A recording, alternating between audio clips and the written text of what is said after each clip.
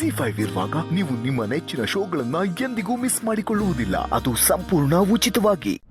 ಪುಟಾಣಿ ಇನ್ನೂ ಮಲಗಿದಾಳೆ ಅನ್ನೋ ಕಾರಣಕ್ಕೆ ರಾತ್ರಿ ಅವಳನ್ನ ಅಷ್ಟು ತಡವಾಗಿ ಮಲಗಿಸ್ಬೇಡ ಅಂತ ಹೇಳಿದ್ದ ತಪ್ಪ. ಜನನಿ ಅಷ್ಟೊಂದೆಲ್ಲ ಮಾತಾಡಿದ್ಲಲ್ಲ.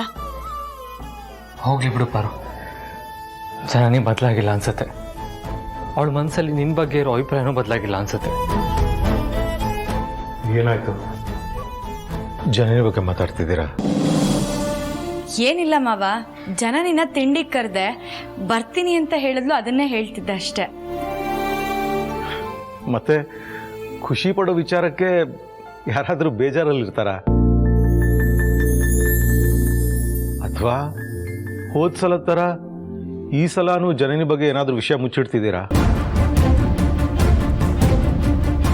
ನೋಡಿ, ನಿಮ್ಮ ಕೈ ಮುಗಿದು ಕೇಳ್ಕೊತೀನಿ, ಮನೆಯಲ್ಲಿ ಏನೇ ಟೆನ್ಷನ್ ಸಮಸ್ಯೆ ಇದ್ರೂ ದಯವಿಟ್ಟು ನನ್ನ ಗಮನಕ್ಕೆ ತನ್ನಿ. ಮಾವ, ದಯವಿಟ್ಟು ಈ ರೀತಿ ಎಲ್ಲ ಕೈ ಮುಗಿಬೇಡಿ, ನಮಗ್ ಬೇಜಾರಾಗುತ್ತೆ. ಹಾಗಾದ್ರೆ ಏನ್ ನಡೀತು ನಿಜ ಹೇಳಿ. ಜನನಿ ಮತ್ತೆ ನನ್ನ ಜೊತೆ ಸರಿಯಾಗಿ ಮಾತಾಡ್ತಾ ಇಲ್ಲ ಮಾವ.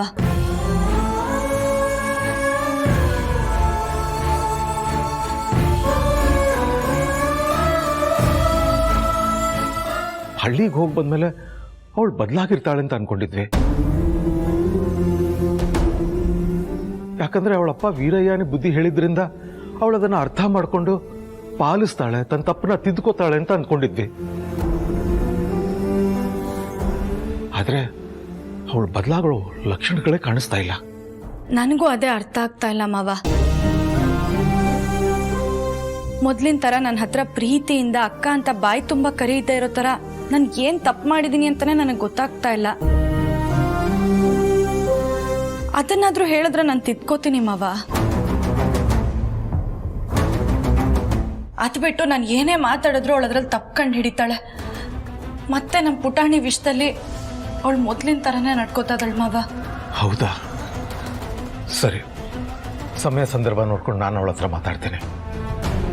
ಬೇಡಪ್ಪ, ವೀರಯ್ಯ ಮಾವನೇ ಬುದ್ಧಿ ಹೇಳಿದ್ರು ಕೇಳದೆ ಆಯ್ತಾಳು, ನಿಮ್ಮ ಮಾತನ್ನು ಕೇಳ್ತಾಳೆ ಅಂತ ಏನು ಗ್ಯಾರಂಟಿ?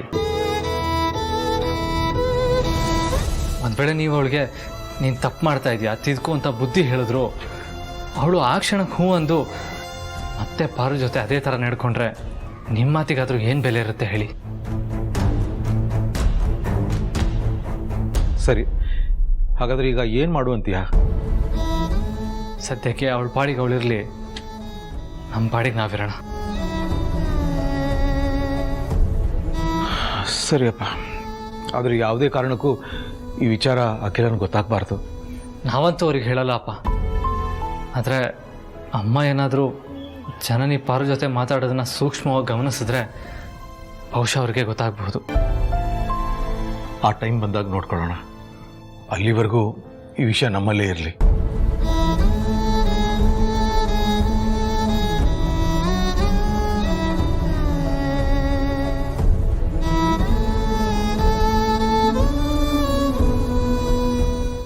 ZEE5 ಆಪ್ ಡೌನ್ಲೋಡ್ ಮಾಡಿ ಎಲ್ಲಾ ಸಂಚಿಕೆಗಳನ್ನು ಸಂಪೂರ್ಣ ಉಚಿತವಾಗಿ ನೋಡಿ.